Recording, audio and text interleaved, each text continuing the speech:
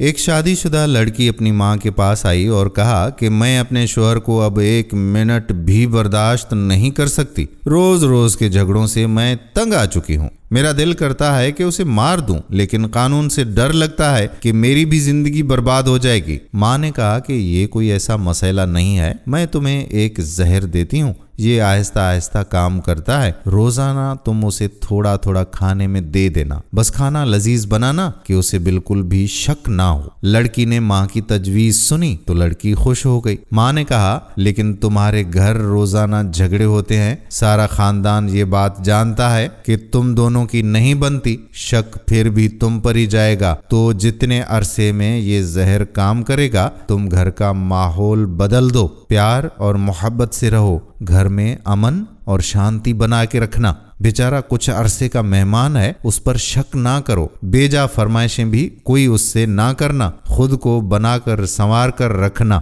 میٹھی میٹھی زبان استعمال کرنا تاکہ نہ شوہر کو نہ اس کے خاندان کو بعد میں کوئی شک ہو کہ اس کے موت کی ذمہ دار تم ہو۔ لڑکی نے کہا کہ ہاں ماں، کچھ عرصے کے لیے میں یہ کر لوں گی، اور آپ کی بات بالکل درست ہے، اس طرح سے کسی کا ہم پر شک بھی نہیں ہوگا۔ وہ زہر کی پڑیا لے گئی۔ 1 مہینہ گزر جانے کے بعد وہ اپنی ماں کے پاس دوبارہ واپس آئی اور اپنی ماں سے کہا کہ امی، زہر کا کوئی توڑ ہے؟ ماں نے کہا کہ کیوں؟ لڑکی نے کہا کہ امی، میں نے چند دن اسے پابندی سے زہر دیا، لیکن وہ تو بہت بدل گیا ہے، میرا اتنا خیال رکھتا ہے، مجھے اتنی محبت اس نے دی ہے کہ میں تو شرمندہ ہو گئی ہوں کہ میں یہ کیا کرنے جا رہی ہوں۔ ماں، میں اسے چند دن زہر دے چکی ہوں، اب بتاؤ کہ کیا ہوگا؟ ماں نے کہا کہ بیٹا کچھ نہیں ہوگا، وہ ہاضمے کا چورن تھا، اس کی زندگی میں زہر تو تم تھی، کسی کے رشتے میں یہ زہر میاں ہوگا اور کسی کے رشتے میں بیوی، لیکن خاندان میں بڑے بزرگ بہرحال